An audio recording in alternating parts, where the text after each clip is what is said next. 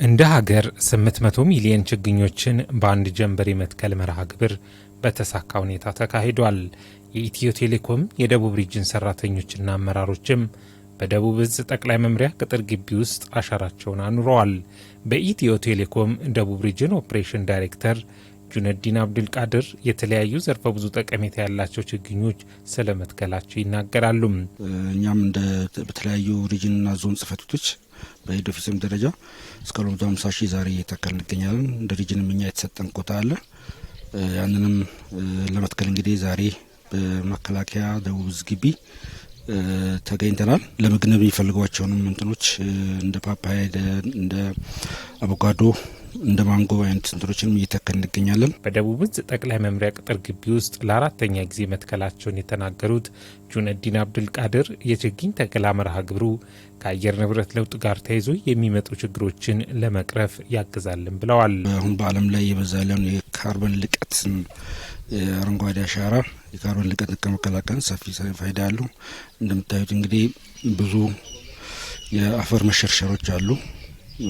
ካርቦን ዳይኦክሳይድ እየበዛ ያለበት ሁኔታ ያለና ጠቀሜታው ብዙ ነው፣ ዘርፈ ብዙ ነውና እኛም በዚህ ታሪካዊ የአረንጓዴ አሻራ እኛም ስታፎቻችንም እዚህ ተገኝተን እየተከልን እንገኛለን። በደቡብ እዝ ጠቅላይ መምሪያ ፋይናንስና ስራ አመራር ዘርፍ ኃላፊ ኮሎኔል ተሻለ ኡማ በበኩላቸው እንደ ሀገር እየተከናወነ ያለው በአንድ ጀንበር ችግኞችን የመትከል መርሃ ግብር ከኢትዮ ቴሌኮም ጋር በመትከላቸው ትልቅ ስሜት እንደፈጠረላቸው ተናግረዋል። የተተከሉትንም ችግኞች የመንከባከብ ስራው አጠናክረው እንደሚቀጥሉም ጠቅሰዋል። ዓለማችን ላይ አስጊ የሆኑ ሁኔታዎች አሉ።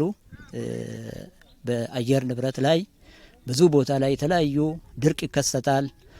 አላስፈላጊ የሆነ ጎርፍ ይከሰታል። ይሄንን ደግሞ ተፈጥሮ እንዳይዛባ እንዲሆን አገራችንም ይሄንን ስትራቴጂ በመቀየስ በየአመቱ ችግኝ እንዲተከል በማድረግ ተንቀሳቀሰች ያለችው ጥሩ በዓለም አቀፍ ደረጃም እውቅናን ያገኘችበት ስለሆነ ይሄ ከዚህ ውጪም ብዙ ጥቅም ይገኝበታል። አሁን ብዙ ደን ያለበት አካባቢ ከካርበን ሽያጭ አገሪቷ የምታገኘው ገቢ አለ። የተተከለውንም ደግሞ መንከባከብ ይጠበቅብናል የሚል በመርሃ ግብሩ ላይ ያነጋገርናቸው የተለያዩ የህብረተሰብ ክፍሎችን በበኩላቸው ኢትዮጵያ ባለፉት ዓመታት የጀመረችው አረንጓዴ አሻራ የማኖር መርሃ ግብር በዓለም አቀፍም ሆነ በአፍሪካ ደረጃ ግንባር ቀደም አድርጓታል ብለዋል። ለዚህ ደግሞ ጠንክሮ መስራት እንደሚገባ ማክለዋል። በጣም ነው ደስ የሚለውና የተለየ ስሜት ነው የሚሰማን። ታሪካዊ አሻራችንን ደግሞ አሳርፈናል ብዬ አስባለሁና እኔም ያው የቻልኩትን የተወሰኑ ችግኞችን ተክያለሁ። በዚህ ያው እንደ ሀገር የተወሰነ ነገር ኮንትሪቢዩት አድርጊያለሁ ብዬ አስባለሁ፣ እንደ ኢትዮ ቴሌኮምም። ስለዚህ ደስታ ነው የሚሰማኝ ማለት ነው። ዛሬ እዚህ ተገኝቼ ችግኝ ለመትከል በመገኘት በጣም ደስ ብሎኛል። በ8ኛ ዙር በኢትዮ ቴሌኮም ደረጃም እዚህ ግቢ ደግሞ በ4ኛ ጊዜ ከመከላከያ ሰራዊት ጋር ሆነን ችግኝ እየተከለን እንገኛለን። ይህ ማለት ደግሞ ትልቅ አሻራ ነው። ከተፈጥሮ ሀብት ሚዛን መጠበቅ ጋር በተያያዘ ይሄ ዝናብ ባላንስ፣ ሌሎች ነገሮችን በጣም ብዙ ፈርጀ ብዙ ጥቅሞች ናቸው ያሉት ይሄ ችግኝ ተከላ። ስለዚህ ያው እኛም እንደ ተቋም ይሄንን ሌጋሲ አጠናክረን በየአመቱ እንግዲህ ለ8ኛ ዙር ነው፣ በቀጣይም እንደዚሁ አጠናክረን እንቀጥላለን ማለት ነው። ግሪን ሌጋሲ እንደ ሀገር ጠቃሚ ነው። ትልቅ ምርታ ነው። አገራችንን በአፍሪካም በትልልቅ እንትኖችም እየተጠራች ነው።